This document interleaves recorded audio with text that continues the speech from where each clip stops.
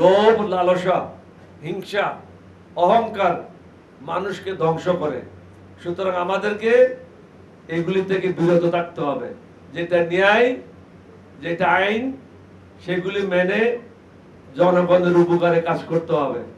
শুধু অফিসে গেলাম, মজা করলাম, আত্মীয় স্বজনদেরকে সুযোগ সুবিধা দিলাম, নিজের ছেলে মেয়েদেরকে ব্যবসা বাণিজ্য দিলাম, এটা কিন্তু উপদেষ্টাদের লক্ষ্য না। আমরা আশা করব উপদেষ্টারাও সঠিকভাবে তাদের দায়িত্বগুলি পালন করে দেশবাসীকে সঠিক পথে এগিয়ে নিয়ে যাবেন। বিনিয়োগ সম্পূর্ণ বন্ধ, বিনিয়োগ আনার ব্যবস্থা করতে হবে, না হলে দেশের অবস্থার উন্নতি হবে না এবং যে বেকার সমস্যা সৃষ্টি হয়েছে সেটার থেকে আমরা বের হতে পারবো না।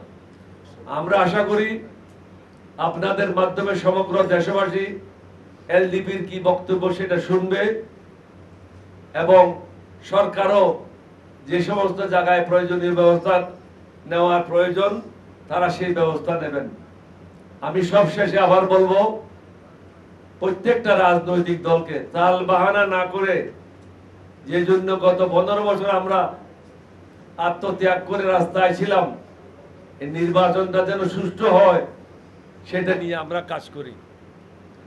নির্বাচন ব্যাহত হয় এই ধরনের কোন বক্তব্য রাখা, এটা হবে হাসিনাকে সাহায্য করার শামিল এবং হাসিনার দালাল হিসেবে আমরা চিহ্নিত হব।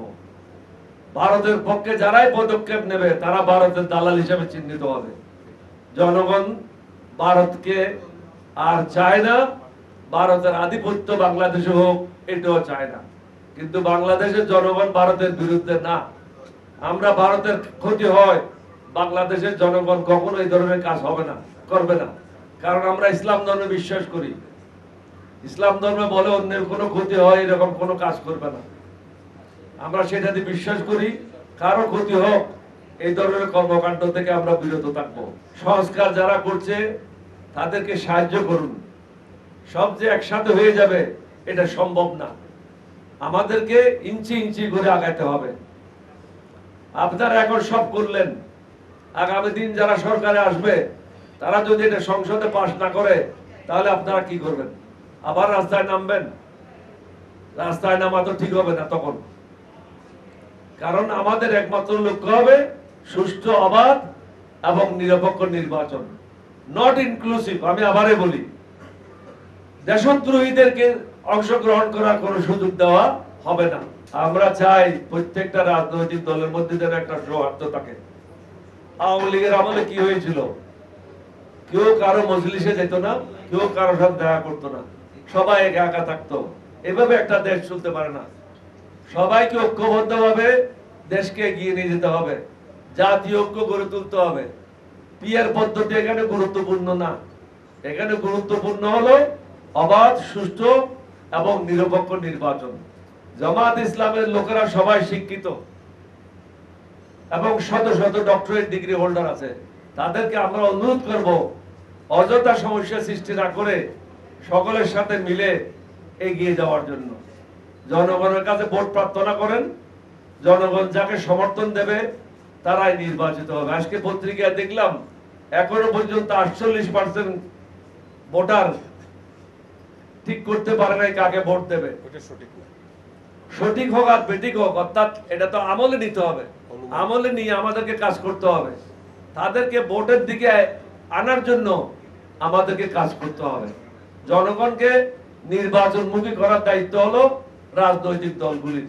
আমরা সেই কাজটাই করব। যদিও আজকে নির্বাচন কমিশন থেকে বলা হয়েছে যাদেরকে নির্বাচন থেকে বাইরে রাখা হয়েছে তাদের রেজিস্ট্রেশন বাতিল করা হবে। আমরা তাদেরকে ধন্যবাদ জানাই। রেজিস্ট্রেশন অবশ্যই বাতিল করতে হবে, কারণ যারা ভারতের দালাল, যারা ভারত প্রেমী, যারা লেনজুর দর্জি, তাদেরকে বাংলাদেশে আর জায়গা দেওয়া কোনো অবস্থাতেই ঠিক হবে না। তারা এই দেশের লোক না, তারা ভারতের লোক, তারা ভারতেই পলাইছে। এটা আপনারা এটা বুঝতে হবে, দেশবাসীকে বুঝতে হবে। তারা যদি সাহসী হতো, তাদের যদি সৎ সাহস থাকতো, তারা দেশ ছেড়ে পলাইতো না। তারা দুর্নীতিবাজ, তারা জুলুমবাজ, স্বৈরাচার, টাকা লুণ্ঠনকারী, টাকা পাচারকারী। সুতরাং তারা দেশ থেকে পলাইছে।